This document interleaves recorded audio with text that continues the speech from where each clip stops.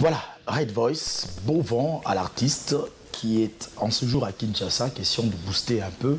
Follow Me, c'est le single qu'il nous propose avant la sortie de son album. Sur ce plateau, mesdames et messieurs, oui, c'est vrai que son style, c'est l'afrobeat. Un artiste musicien sur ce plateau, il y a très longtemps que je n'ai pas vu cet artiste, mais aujourd'hui j'ai l'honneur d'avoir sur ce plateau Lexus Légal. Bonjour Lexus. Bonjour Ndeko, comment ça va? Oui, ça va très bien, merci. Cool, ça fait un plaisir. Voilà, vous avez un projet que vous défendez il y a de cela 8 ans. Si je m'abuse, nous sommes à la 8e édition, Ouais. RDC. Oui, merci pour cet instant, je vais dire, dans votre plateau. Ouais, ça va être la 8e édition du festival RDC, donc je m'en vais m'acquitter d'un devoir important, remercier cette chaîne, on va dire Congo Web, qui est partenaire du festival depuis, on va dire, plus de 6 ans. Donc je sais probablement que M. Gabi Chabani nous regarde de là où il est. Effectivement. Et tous les staffs des Belédo à M. Bilari. Voilà, on va être à la 8e édition. Ça va se passer le 6 et le 7 juillet, c'est-à-dire c'est vendredi et c'est samedi à la Halle de la Gombe, à l'Institut français. Énormément de groupes, comme chaque année. Les difficultés augmentent, mais en même temps les artistes aussi. Donc obligés de, pas forcément de satisfaire tout le monde, mais de se mettre à la hauteur de notre réputation, parce qu'aujourd'hui à peu près c'est, on va dire, le plus grand rendez-vous culturel annuel dédié au hip-hop en RDC. Voilà. Alors, le hip-hop, il y a une différence entre... Aujourd'hui, on parle un peu plus de afrobeat, afropop, le hip-hop. Il y a une différence ou bien c'est le même monde qui vont se retrouver là dans RDC? Bon, il y a des différences qui sont notoires, mais ce qu'il faut retenir est que dès ce que vous venez de citer, que ce soit afrobeat, afropop, tout ça, ce sont des styles. Le hip-hop est une culture. Okay. C'est une culture, on retrouve le rap là-dedans, on retrouve le graffiti, le DJing, la danse. Donc on va dire que le hip-hop c'est la grande culture. L'afrobeat on connaît, hein, c'est parti du Nigeria, c'est le vrai afrobeat c'est plutôt Fela Kuti, c'est les années 70 et autres. Aujourd'hui c'est la part réellement commerciale qui règne et tout, qui est en train d'avancer, c'est même très bien. Nous on a vocation réellement à promouvoir ce qui est hip-hop. D'abord avant tout, mais on reste totalement ouvert. Parce que la force du hip-hop, c'est savoir capter les autres, phagocyter les autres ou prendre un peu des autres pour voilà, continuer, on va dire, sa perpétuité. Cette édition aura quand même une particularité. L'édition passée, on avait tenté de réconcilier les gens. 3 générations se sont retrouvées sur scène, d'autres qui sont même déjà partis en Europe, tels que le Rocky B que vous connaissez, nous ont envoyé des vidéos qu'on a dû diffuser sur grand écran. C'était un grand moment. Bebson Delarieux était sur scène et toute la 3e génération avec une grande conférence derrière. Mais cette édition, ça va être un peu dans la suite de l'autre, mais légèrement différent, parce que là, on n'est même pas sur 3 jours, on est sur 2 jours, le moyen, faisant défaut. Donc, je présente mes excuses à toute la communauté rap gospel, tous ceux qui font le hip-hop gospel, on va dire, parce qu'on aurait bien voulu consacrer toute une journée du festival uniquement au hip-hop gospel. Mais voilà. Ça coûte énormément. Mais dans les 2 jours, c'est tellement imparti que le gospel hip-hop est exclu puisqu'il n'y a pas 3 jours. Parce qu'on a déjà fait plusieurs fois le rappeur gospel dans le festival, mais cette fois-ci on aurait voulu, compte tenu de l'emprise qu'ils ont aujourd'hui, je veux dire que ces styles-là aujourd'hui, ce courant, et la popularité, des fois maintenant ça devient un tout petit peu difficile à mélanger, d'accord, pour des raisons X et Y. Il s'agit du Christ, ils ont une façon de voir les choses et on s'était dit la meilleure façon de pouvoir respecter ces gens-là, c'est carrément dédier toute une journée. Ça, et malheureusement on n'a pas pu, d'autant plus que ça allait être un dimanche. La Halle de la Gombe ne fonctionne pas dimanche. Là où on avait pris les accords pour pouvoir faire, c'était devenu une fan zone du mondial et c'est encore beaucoup plus compliqué à pouvoir faire. Donc on s'est dit ben voilà, on va trouver un moment dans l'année de pouvoir faire. Mais sinon on a quand même pas mal d'artistes qui viennent de l'intérieur du pays, de Lubumbashi, Mali, de Bas-Congo, ce qui n'est pas forcément donné dans les temps qui courent. On aura le market, c'est-à-dire qu'on va avoir la vente de toutes les productions hip-hop, parce que c'est le truc le plus dur à trouver à Kinshasa, c'est où est-ce que vous vendez, on ne sait pas. Là, tous les artistes qui veulent qu'on puisse vendre leur œuvre, on ne prend absolument rien, mais on va mettre un prix plancher parce que c'est un festival. On arrive à vendre et on restitue l'argent. On va faire une conférence de presse le 5, c'est-à-dire je crois que ça doit être un jeudi si ma mémoire est bonne, une conférence de presse à partir de 10h30 à la halle de la Gombe qui sera suivie d'une conférence débat sur le rôle des artistes hip-hop pendant la période électorale, parce qu'il faut savoir aussi c'est quoi l'actualité. Très intéressant. Et ça, on invite tous les artistes à venir participer, on va échanger nos points de vue et pouvoir se donner un tout petit peu de la matière.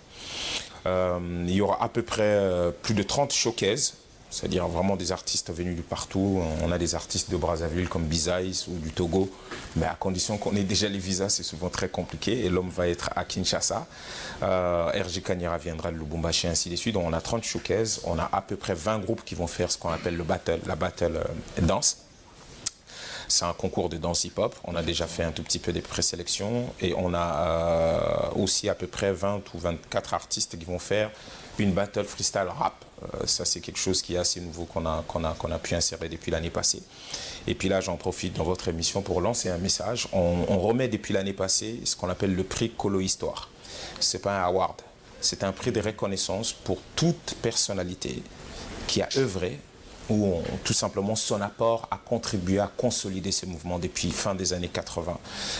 Je crois que la jeunesse d'aujourd'hui, on va dire la troisième génération, c'est Fourvois, perd un tout petit peu la mémoire ou on va dire du respect à l'égard des aînés, tout simplement parce qu'on n'a pas fait des présentations. Les aînés qui ont été dans ce mouvement depuis le début, tels que, on va dire, même ici, M. Gabriel Chabani, il a beaucoup traîné dans la danse à l'époque, hein, pour les gens qui ne connaissent pas, sont devenus aujourd'hui des personnalités, des parents, pour certains, je connais même des grands-parents pour d'autres, et malheureusement, ils ne transmettent plus. Ils ne disent pas comment ça s'est passé au départ. Là, on est en train de faire tout un film sur ça et une collection des témoignages. Mais c'est que nous, on voudrait que chaque édition, et cette édition, on va le faire, et que le public se prononce. En disant, ben, telle personne, comme à l'époque le Général Funk, les autres, telle ou telle personne. Donc, Colo Histoire traverse le monde hip-hop, c'est dans le monde de la culture, de la musique. Non, on préfère rester dans le hip-hop. Vous restez dans le hip-hop. Dans le hip-hop. Vraiment, ceux qui ont fait, que ce soit des présentateurs, que ce soit des promoteurs d'événements, des promoteurs des chaînes, vraiment tous ceux qui ont apporté de la force pour consolider ce mouvement, pour qu'on devienne ce qu'on est devenu. La jeunesse d'aujourd'hui, ou nous qui sommes de la deuxième génération, nous sommes dans l'obligation de pouvoir le sacrer, les consacrer, montrer en fait que les messieurs ou la dame que vous voyez tel ou tel endroit a beaucoup œuvré pour que vous ayez ce mouvement aujourd'hui potable, parce que passé de l'époque Janspil et aujourd'hui aux insultes et reste, c'était pas évident, mais bon voilà, on est devenus des hommes aujourd'hui et c'est notre responsabilité par rapport à la jeunesse qui est en train de venir, qui est déjà venue, qui nous remplace déjà valablement, il faut le dire clairement. On a cette responsabilité de leur transmettre ce qu'a été le passé ou les débuts de ce mouvement. Voilà, par rapport aux responsabilités, nous allons revenir. Le temps pour nous de voir un peu le lancement. C'est un spot, oui, qui annonce le festival. C'est du 6 au 7. Voilà, ouais, du 6 au 7 à la halle de la Gombe. Nous voyons cela en images, ces images qui annoncent donc ce festival RDC en RDC à Kinshasa.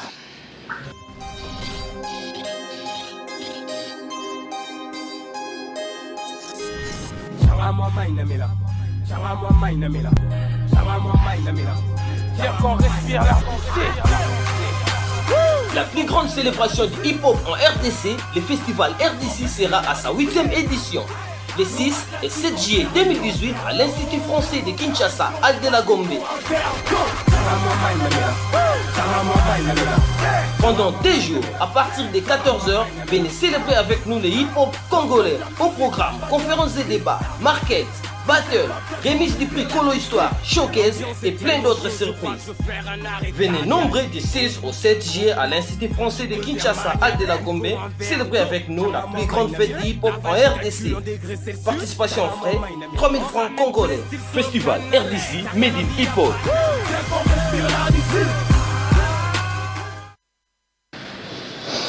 Voilà, Lexus, vous avez de la chance, hein, enfin, à la fin du spot, plusieurs partenaires. Donc, vous avez le soutien comme cela du gouvernement, du ministère de la Culture. J'aime bien comment ça se passe. J'aime bien comment vous manquez de nous, mais c'est pas grave. Tout à l'heure, je vous parlais de moyens qui faisaient défaut et vous dites qu'on a des partenaires. Non, en fait, je crois qu'on vous avoue. C'est-à-dire qu'on a Congweb, et merci pour ce que vous êtes en train de faire actuellement. Je crois qu'on a Kin24, qui sont vos collègues. Et je crois qu'on a la Halle de la Gombe qui nous donne les lieux. C'est fini. 0 francs, 0 sous rien. Donc, comment ça s'appelle les logos que vous avez vus, ben c'est lui qui a monté les spots. C'est lui qui est parti imprimer les affiches. Parce que ce sont des structures. Voilà, ce sont des structures et c'est la seule façon pour nous, par exemple nos amis des Buzz District ou Mike Offensive qui ont organisé avec nous des présélections. C'est la seule façon pour nous de remercier ces gens-là. Nous, on a appris en fait depuis très longtemps qu'avec rien, on peut faire un peu. Avec un peu, on peut faire beaucoup. Et les jours qu'on aura beaucoup, on fera des miracles.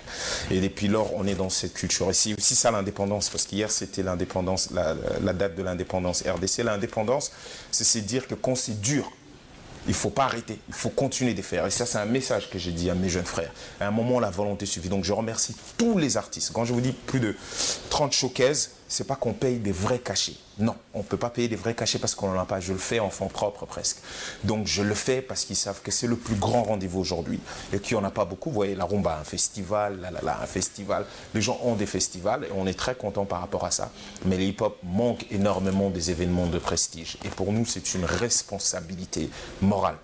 On se connaît depuis très longtemps. Vous avez vu beaucoup de rappeurs. Aujourd'hui, il en restait combien? Parce qu'à un moment donné, les gens se disent, il n'y a pas le moyen, on n'a pas le moyen de notre politique, il faut peut-être avancer sur autre chose, ils sont partis. Et moi, j'estime que ça reste une responsabilité, le temps que j'ai encore un peu dans ce mouvement, de faire en sorte que les jeunes frères arrivent à se retrouver, à s'exprimer. Un constat, je ne sais pas si vous êtes d'avis, mais on a comme l'impression que l'afrobeat, en fait, la génération qui vient, vous parlez de hip-hop comme une culture, mais on a comme l'impression qu'il y a abandon.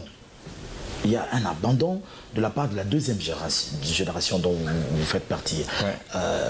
Aujourd'hui, c'est à peine d'ailleurs, vous êtes là, vous tapez sur la table, vous avez ce festival, mais les Marshall Dixon, je ne sais pas, ce sont des voyages. Est-ce que vous avez cette prise de conscience là que le hip-hop est en train de se perdre quelque peu? C'est un ce qui prend place, c'est un peu plus les afrobeats, où il y a des DJ qui enregistrent un peu en pêle-mêle et tout, ils sont un peu partout. Mais le rap... Je me rappelle qu'en 96, quand l'album Pentagon sortait et tout le reste, on était un peu plus jeunes, mais je me rappelle quand je voyais laisser Bimon et les autres se faire filmer avec JB Piana. C'était à peu près la même chose. Est-ce que réellement vous allez arriver? On a l'impression que ça s'essouffle. Oui, Afrobeat et autres, c'est des moyens d'expression. La population est dans cet état d'esprit.